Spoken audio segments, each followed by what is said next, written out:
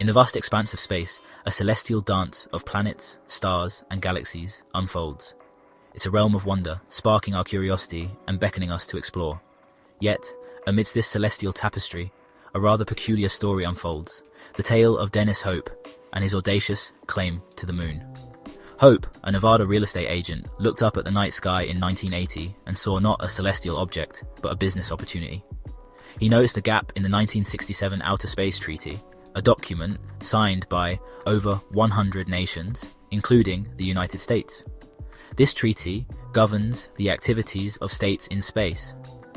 It declares that no nation can claim sovereignty over the moon or other celestial bodies. However, it says nothing about individuals. With this realization, Hope had an epiphany. He believed he had found a legal loophole, a cosmic oversight that would change his life and the future of space ownership as we know it. Hope's claim might seem like the stuff of science fiction, a tale more at home in the pages of a comic book than in a law library. Yet, his story raises intriguing questions about the nature of property rights, the boundless possibilities of space, and the very laws that govern our universe.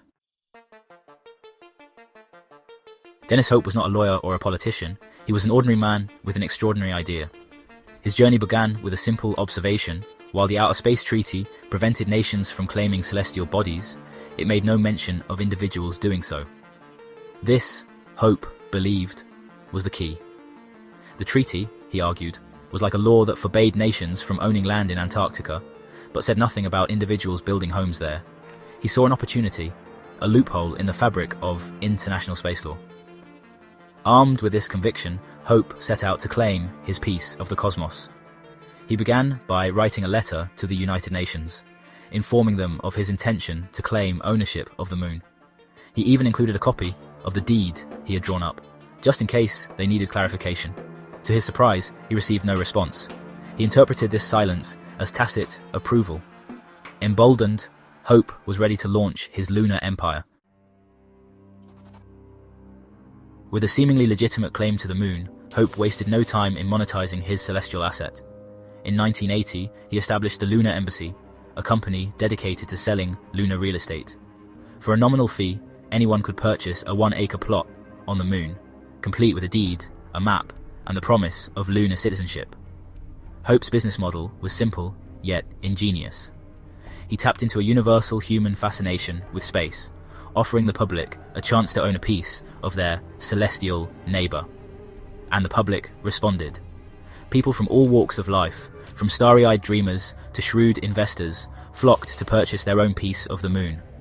Celebrities like Tom Cruise, George Lucas, and even former US presidents Ronald Reagan and Jimmy Carter are said to have purchased lunar plots through the Lunar Embassy.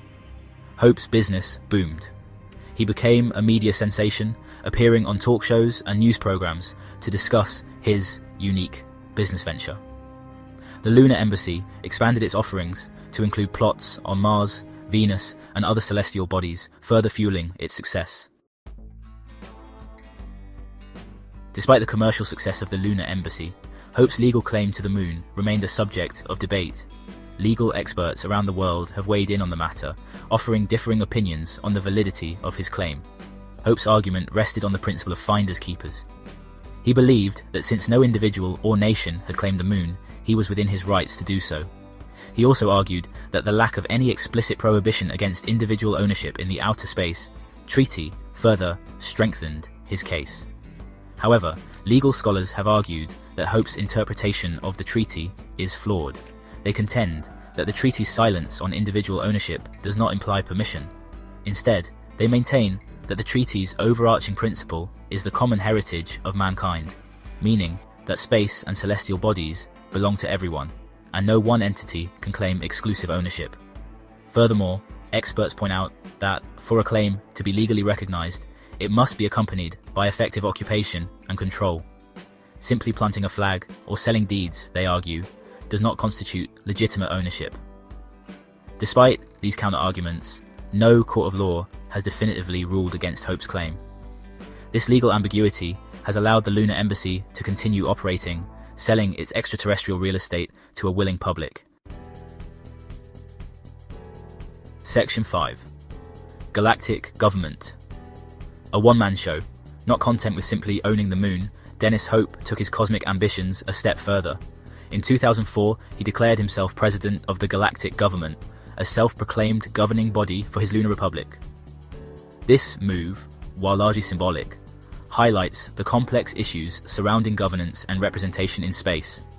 If individuals or corporations are allowed to claim ownership of celestial bodies, who governs these territories, what laws will apply, and who gets to decide?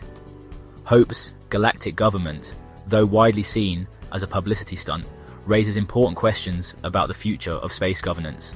As humanity ventures further into the cosmos, establishing a clear and enforceable legal framework for space activities will become increasingly crucial. Section 6. Space Law. Uncharted Territory.